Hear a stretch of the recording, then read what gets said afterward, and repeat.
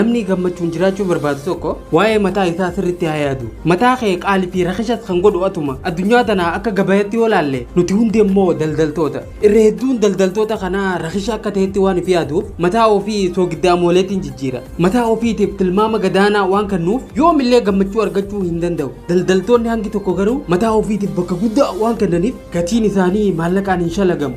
Isaan akkatiitan kan bituu danda'u jaalala qofa. Mee waa hunda dura ifuma keetii waliin jaalala keessa seen soorata sammuu keetiitiif waa dubbisi. Waan jireenya kee jijjiiruu danda'u qofa yaadi. Yeroo bilbila keetiin fayyadamtu tapha qofaan hin fixin. Waan si fayyadus hordofiitii daawwadhu. Qaama keetiif sochii qaamaa godhi. Lubbuu teetiif immoo rabbii keetii walitti dhiyeenya jabeeffadhu. Kana yeroo goote ati nama qaaliidhaa beek. Nama of jaalateetu nama birallee jaalachuu danda'a waan ta'eef jalqaba of jaaladhuutii of jijjiiruufis carraaqi.